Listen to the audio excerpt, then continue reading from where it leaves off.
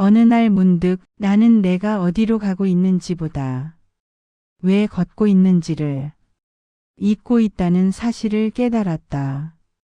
발걸음은 분명 앞으로 나아가고 있었지만 마음은 늘 한 박자 늦거나 이미 지나간 어딘가에 머물러 있었다. 잘 살고 있는 것 같았고 남들 보기에 크게 부족한 것도 없어 보였다. 해야 할 일은 했고 웃어야 할 때 웃었으며 하루는 또 하루답게 흘러갔다. 그런데도 설명할 수 없는 어긋남이 있었다. 삶이 틀린 방향으로 가고 있다는 확신은 없었지만 어딘가 중요한 것을 놓치고 있다는 막연한 불안이 늘 마음 한구석에 남아 있었다. 나는 무엇을 찾고 있었을까? 행복이었을까? 평온이었을까? 아니면 단지 이 설명되지 않는 불편함에서 잠시라도 벗어나고 싶었던 것일까? 분명한 것은 하나였다. 이 마음은 쉬지 못하고 있었고 나는 그 이유를 알고 싶었다. 그래서 길을 나섰다. 누군가에게 보이기 위한 여정도 아니었고 대단한 진리를 얻기 위한 결심도 아니었다. 다만 이 끝없는 흔들림이 어디서 비롯되는지 조용히 들여다보고 싶었을 뿐이었다. 그 길이 이렇게 길어질 줄은, 그리고 그 끝에서 길을 떠난 이유조차 잊게 될 줄은 그때는 알지 못했다. 이 이야기는 무언가를 얻은 사람의 기록이 아니다. 오히려 하나씩 내려놓고 하나씩 사라져간 과정에 대한 이야기다. 그리고 어쩌면 이 이야기는 당신이 이미 알고 있었지만 아직 말로 붙잡지 못했던 그 마음의 결을 조용히 건드리게 될지도 모른다. 저는 분명 괴로움에서 벗어나고자 길을 나섰습니다. 그 시작은 분명했습니다. 삶이 버거웠고 마음이 늘 어딘가에 걸려 있었으며 어떤 날은 웃고 있으면서도 그 웃음이 제 것이 아닌 것처럼 느껴졌기 때문입니다. 괴로움에는 분명한 이름이 없었습니다. 크게 아픈 것도 아니었고 당장 무너질 듯 절박한 것도 아니었습니다. 그러나 늘 마음 깊은 곳에는 설명되지 않는 불편함이 남아 있었습니다. 그것은 마치 옷 속에 들어간 작은 모래알 같은 것이었습니다. 처음에는 느껴지지 않다가도 걸음을 옮길 때마다 은밀하게 피부를 스쳤습니다. 아침에 눈을 뜨면 하루가 시작되기도 전에 이미 무언가에 쫓기는 기분이었습니다. 무엇을 해야 하는지는 분명했지만 왜 그것을 하고 있는지는 점점 흐릿해졌습니다. 사람들을 만나면 웃었고 일을 하면 집중했으며 밤이 되면 잠자리에 들었습니다. 겉으로 보기에는 평범한 일상이었지만 그 모든 순간마다 제 마음은 어딘가 다른 곳에 있었습니다. 때때로 저는 스스로에게 물었습니다. 나는 지금 무엇을 위해 살고 있는가? 그러나 그 질문에 답하려고 하면 입술이 굳어버렸습니다. 답을 모르는 것이 아니라 답이 너무 공허해서 차마 입 밖에 낼 수 없었던 것입니다. 기쁨이 와도 오래 머물지 않았고 평온이 찾아와도 금세 사라졌습니다. 마치 마음이 어디에도 완전히 머물지 못하는 것처럼 느껴졌습니다. 기쁜 일이 생기면 그 기쁨이 곧 사라질까 두려웠고 평온한 순간이 오면 이것이 영원하지 않다는 사실이 먼저 떠올랐습니다. 저는 마치 구멍 뚫린 그릇 같았습니다. 무엇을 채워 넣어도 금세 빠져나가 버렸습니다. 행복도 만족도 평화도 모두 일시적인 것들이었습니다. 저는 그 상태를 견디지 못했습니다. 그래서 벗어나고 싶었습니다. 더 정확히 말하자면 이 마음이 왜 이렇게 쉬지 못하는지 알고 싶었습니다. 그래서 저는 앉았습니다. 숨을 바라보고 생각을 살피며 마음이 어떤 방식으로 괴로움을 만들어내는지 조심스럽게 지켜보기 시작했습니다. 처음에는 모든 것이 새로웠습니다.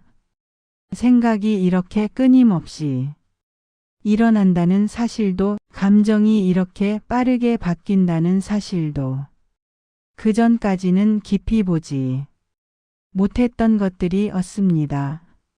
숨을 관찰하며 앉아 있으면 처음 몇 번의 호흡은 분명하게 느껴졌습니다.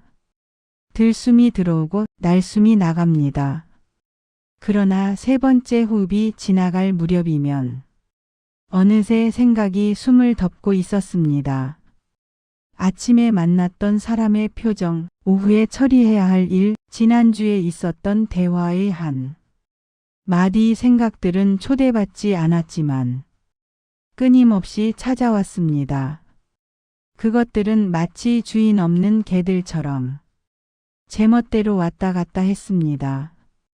어떤 생각은 조용히 왔다가 사라졌고 어떤 생각은 집요하게 붙어 떨어지지 않았습니다. 그때마다 저는 다시 숨으로 돌아왔습니다. 생각을 알아차리고 놓아주고 다시 호흡으로 돌아왔습니다. 그것이 수행이라고 배웠으니까요. 그때에 저는 믿고 있었습니다. 이 과정을 충분히 이해하면 괴로움은 자연히 옅어질 것이라고. 마음을 제대로 알게 되면 마음은 스스로 잠잠해질 것이라고. 마치 복잡한 기계의 구조를 이해하면 그 기계를 고칠 수 있는 것처럼 마음의 작동 방식을 알면 마음을 바로잡을 수 있으리라 생각했습니다. 저는 마음을 문제로 보았고 수행을 해결책으로 보았습니다. 그러나 시간이 흐르자 제 안에서 미묘한 변화가 일어났습니다. 어느 순간부터 저는 괴로움 자체보다 깨달음이라는 말을 더 자주 떠올리고 있었습니다. 괴로움에서 벗어나고 싶다는 바람은 언제부턴가 깨달아야 한다는 목표로 바뀌어 있었습니다. 깨달음은 점점 분명한 이상이 되었고 저는 그 이상을 향해 제 마음을 재촉하기 시작했습니다. 지금의 나는 아직 부족합니다. 이 상태로는 충분하지 않습니다. 조금 더 깊어져야 합니다. 조금 더 고요해져야 합니다. 수행을 마치고 일어설 때마다 스스로에게 물었습니다. 오늘은 어제보다 나아졌는가? 마음은 더 고요해졌는가? 깨달음에 조금이라도 가까워진 것인가? 이 질문들은 표면적으로는 성찰처럼 보였지만 그 밑바닥에는 지금의 나는 충분하지 않다는 전제가 깔려 있었습니다. 저는 매일 제 자신을 재판했습니다. 판사이자 피고인이었습니다. 그리고 판결은 언제나 같았습니다. 아직 부족하다. 이 말들은 겉보기에는 정진처럼 보였지만 그 안에는 늘 조급함이 함께 있었습니다. 마음은 늘 지금이 아닌 어딘가 다른 자리를 향해 있었기 때문입니다.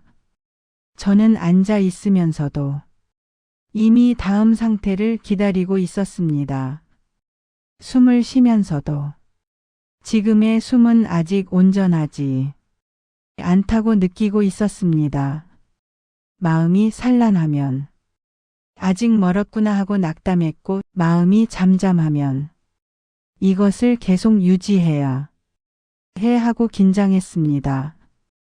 평온한 순간조차 평온하게 받아들이지 못했습니다. 그것을 붙잡으려는 집착이 평온을 깨뜨렸기 때문입니다. 그렇게 저는 지금 이 순간을 계속해서 밀어내고 있었습니다.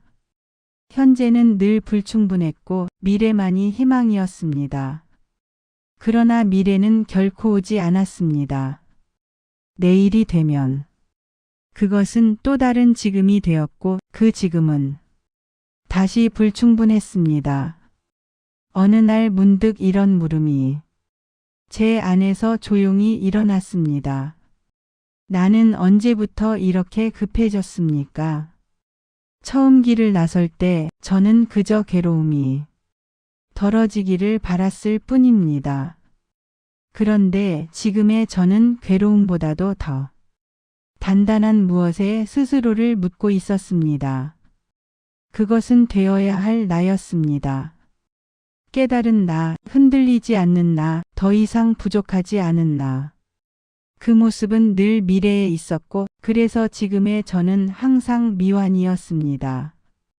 매일 아침 일어나면 오늘은 더 깊이 수행하겠다고 다짐했고 매일 밤 잠들기 전에는 오늘도 여전히 부족했다고 한탄했습니다. 수행은 점점 의무가 되었고 앉아 있는 시간은 스스로를 점검하고 평가하는 시험장이 되어갔습니다. 저는 교사이자 학생이었고 늘 낙제점을 받고 있었습니다.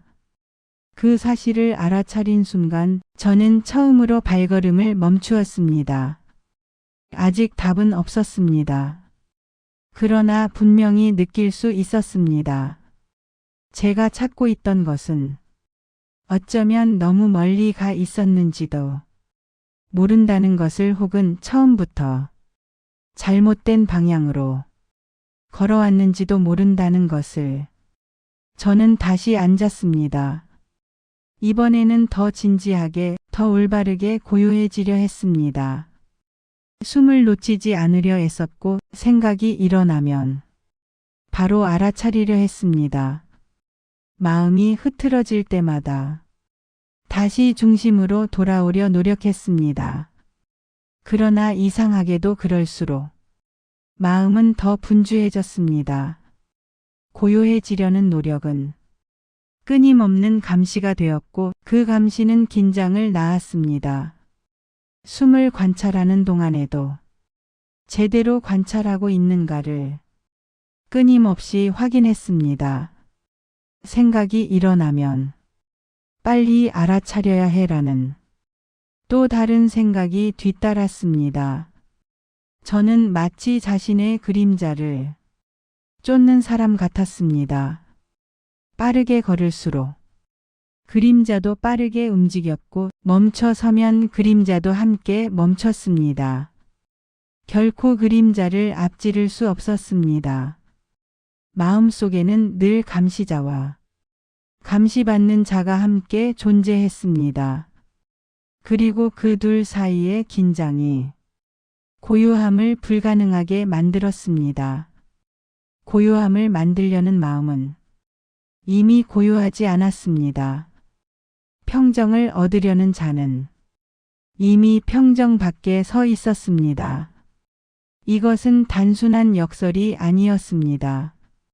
제가 마주한 것은 수행 자체의 근본적인 모순이었습니다. 나아지려는 노력이 나아지지 못하게 만들고 고요해지려는 의지가 고요함을 깨뜨리고 있었습니다. 저는 문득 깨달았습니다. 제가 하고 있는 것은 수행이 아니라 투쟁이었습니다. 마음과의 전쟁이었습니다. 그리고 그 전쟁에서 승자는 없었습니다. 싸우면 싸울수록 양쪽 모두 지쳐갔을 뿐입니다. 그 사실을 알아차리는 순간 저는 잠시 멈추어 스스로에게 물었습니다. 고요해지려는 이 마음은 누구의 것입니까? 그 질문은 답을 요구하지 않았습니다. 다만 그동안 당연하게 여겨왔던 전제를 조용히 흔들고 있었습니다. 마음을 고치려는 자는 누구입니까? 생각을 다스리려는 자는 누구입니까?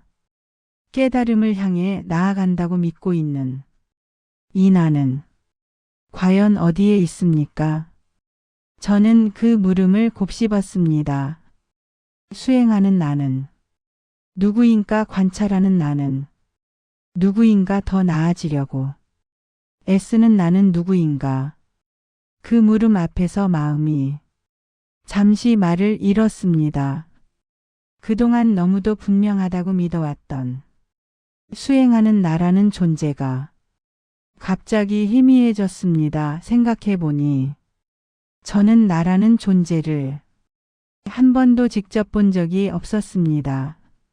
생각을 보았고 감정을 느꼈으며 감각을 경험했지만 그 모든 것을 경험한다는 나 자체는 어디에도 명확히 잡히지 않았습니다. 나는 마치 손으로 움켜쥐려 할수록 손가락 사이로 빠져나가는 물과 같았습니다. 저는 나를 찾기 시작했습니다. 몸이 나인가 아니다. 몸은 변하고 늙고 언젠가 사라진다. 생각이 나인가 아니다.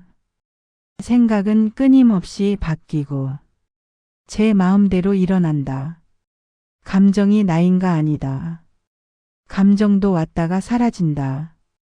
그렇다면 나는 도대체 어디에 있는가?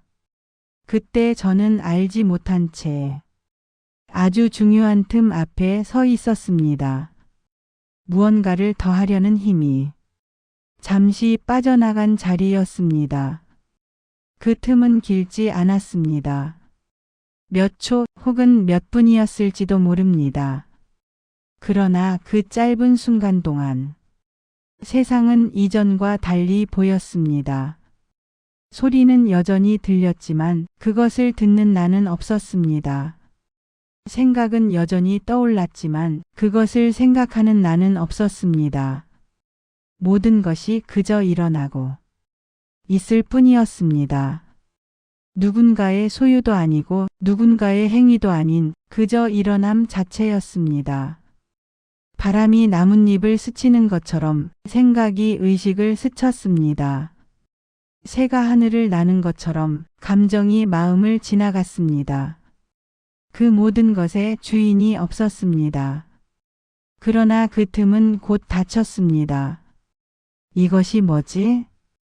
하는 생각이 일어나는 순간 다시 생각하는 나가 돌아왔고 세상은 익숙한 방식으로 분리되기 시작했습니다. 주체와 객체로 나와 세상으로 경험하는 자와 경험되는 것으로. 그러나 그 짧은 경험은 제 안에 작은 씨앗을 남겼습니다. 나라고 믿어왔던 것이 생각보다 훨씬 더 투명하고 붙잡을 수 없는 것일지도 모른다는 희미한 직감이었습니다. 그날 밤 저는 특별한 체험을 하지 않았습니다. 하늘이 갈라지지도 않았고 갑작스러운 빛이 내려오지도 않았습니다. 생각은 여전히 떠올랐고 소리와 감각도 그대로였습니다. 그러나 분명히 이전과는 다른 점이 하나 있었습니다.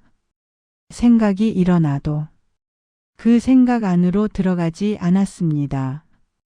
감정이 생겨도 그 감정이 나가 되지 않았습니다.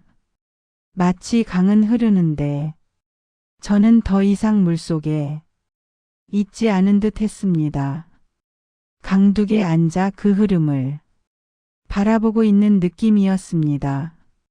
저녁을 먹어야겠다는 생각이 떠올랐습니다. 그러나 그 생각은 제가 만든 것도 아니었고 제가 선택한 것도 아니었습니다. 그것은 그저 일어났을 뿐입니다. 마치 구름이 하늘을 지나가듯 생각이 마음을 지나갔습니다. 그리고 저는 그 생각과 동일시되지 않은 채 그것을 바라보고 있었습니다.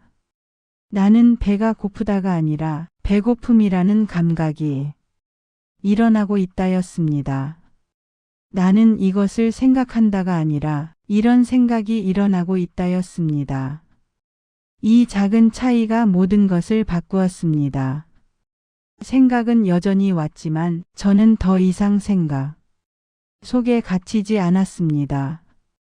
감정은 여전히 일었지만 저는 더 이상 감정에 휩쓸리지 않았습니다. 그 순간 저는 알게 되었습니다. 깨달음이란 생각이 멈추는 일이 아니라 생각과 나를 동일시하던 습관이 멈추는 일이라는 것을. 생각은 계속되지만 그 생각을 나로 삼지 않을 때 마음은 놀랍도록 가벼워졌습니다. 그 가벼움은 기쁨도 아니었고 흥분도 아니었습니다. 다만 아무것도 붙잡지 않아도 되는 조용한 자유였습니다.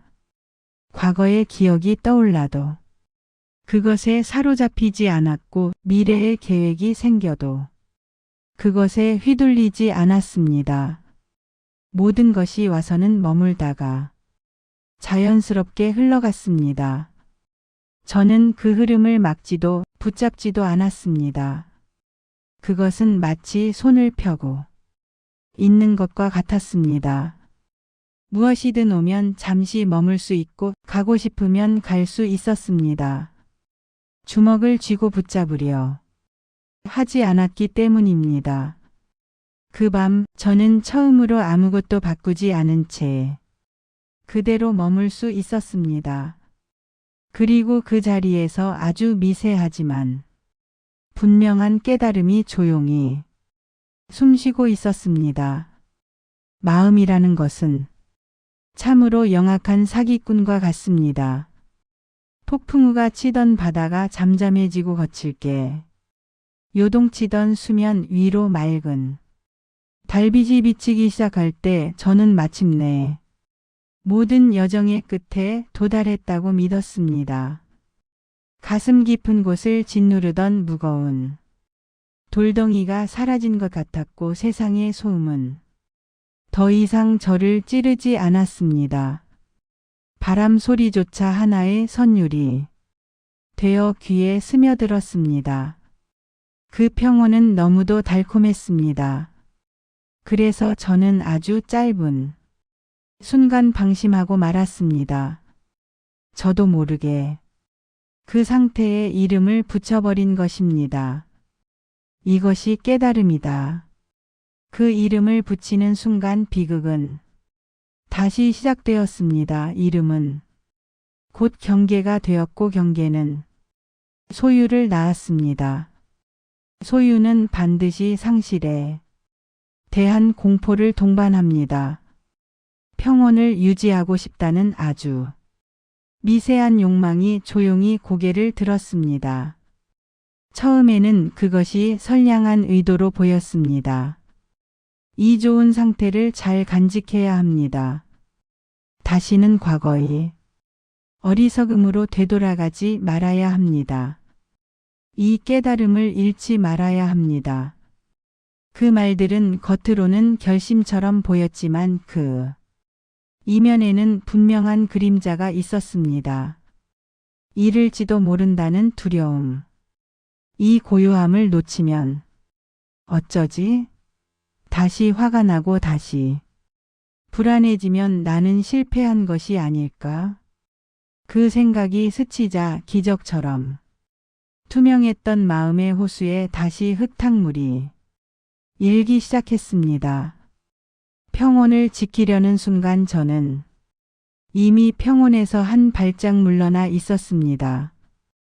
깨달음은 붙잡을 수 있는 보석이 아닌데 저는 그것을 보석함에 넣어 자물쇠를 채우려 했습니다.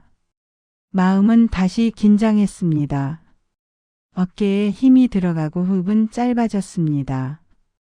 평온해야 한다는 강박이 가장 큰 불안이 되어 저를 짓눌렀습니다. 붙잡으려는 손에는 늘 과도한 힘이 들어갑니다. 그 힘은 결국 대상을 부수거나 나 자신을 지치게 만듭니다. 그때 저는 제 손등에 돋은 핏줄을 보았습니다. 무형의 진리를 유형의 소유물로 만들려 했던 저 자신의 오만을 보았습니다. 그 순간 아주 분명히 알게 되었습니다. 깨달음조차 집착의 대상이 되는 순간 그것은 해탈의 열쇠가 아니라 발목을 조이는 무거운 쇠사슬이 된다는 것을 저는 헛웃음을 지으며 꽉 쥐었던 주먹을 풀었습니다. 손바닥 안에는 아무것도 없었습니다. 애초에 잡을 수 있는 것은 아무것도 없었습니다. 이 긴장마저도, 이 두려움마저도 그저 일어났다. 사라지는 하나의 구름이구나. 그 사실을 그대로 인정하는 순간 도망쳤던 평온은 아무 일도 없었다는 듯 다시 제 곁으로 조용히 돌아왔습니다. 오랫동안 저를 잠 못 들게 했던 질문들이 있었습니다. 삶은 왜 고통스러운가? 죽음 이후에는 무엇이 기다리는가? 나라는 존재의 실체는 무엇인가? 저는 이 질문들에 대한 완벽한 논리적 해답을 얻기만 하면 삶의 모든 혼란이 정리될 것이라 믿었습니다. 그래서 경전을 외웠고 철학자들의 문장의 밑줄을 그으며 지식을 모았습니다. 그러나 어느 지점에 이상한 변화가 일어났습니다. 질문이 사라진 것이 아니라 질문이 무게가 가벼워지기 시작했습니다. 답을 얻어서가 아니었습니다. 질문을 던지던 그 절박한 에너지가 안으로 가라앉고 있었기 때문입니다. 마치 오랜 열병을 앓던 사람이 깊은 잠에서 깨어 더 이상 자신의 체온을 확인하지 않게 되는 것처럼 저는 더 이상 끊임없이 묻지 않게 되었습니다. 답을 구하던 자, 즉 결핍을 느끼고 무언가를 채우려 하던 나라는 이상이 점점 희미해지고 있었습니다. 그나가 희미해지자 그나가 던지던 질문들 또한 힘을 잃고 흩어졌습니다. 답이 없어진 것이 아니라 질문이 증발한 것이었습니다. 그때 저는 중요한 사실 하나를 분명히 알게 되었습니다. 우리가 말하는 이해란 대부분 마음의 불안을 잠시 달래기 위한 도구에 불과하다는 사실을 진리는 이해되는 대상이 아니었습니다. 그것은 더 이상 가려지지 않는 상태였습니다. 구름이 걷히면 해가 새로 나타나는 것이 아니라 원래 거기 있었음을 깨닫게 되는 것처럼 나라는 분별의 구름이 걷히자 세상은 이미 완전한 답으로 존재하고 있었습니다. 묻지 않아도 이미 대답하고 있는 산과 들 흐르는 강물 앞에서 저는 더 이상 입을 열 필요를 느끼지 못했습니다. 찾는 자가 사라진 자리에는 오직 있음. 그 자체만이 조용히 빛나고 있었습니다. 특별한 체험을 증명하려 하지도 않습니다. 저에게 허락된 유일한 실제는 지금 이 순간이 아주 평범한 동작들 뿐입니다. 지금 저는 숨을 쉬고 있습니다. 코끝을 스치는 서늘한 공기가 폐에 깊숙이 들어왔다가 다시 따뜻해져 밖으로 나갑니다. 이 단순한 순환 속에 우주의 모든 리듬이 담겨 있음을 느낍니다. 저는 앉아 있습니다. 대지가 제 몸의 무게를 온전히 받아내고 있는 이 감각 중력과 몸이 만나는 이 지점이야말로 가장 확실한 존재의 증거입니다. 저는 보고 있습니다. 시계의 초침 창가의 초록빛 공중을 떠다니는 작은 먼지들까지 어떤 판단도 없이 그저 바라봅니다. 그것으로 충분합니다. 아니, 그것이 전부입니다. 예전에 저는 이 평범한 순간 너머에 무언가 특별한 것이 숨어 있을 것이라 믿었습니다. 그래서 현재를 발판 삼아 항상 미래로 도약하려 했습니다.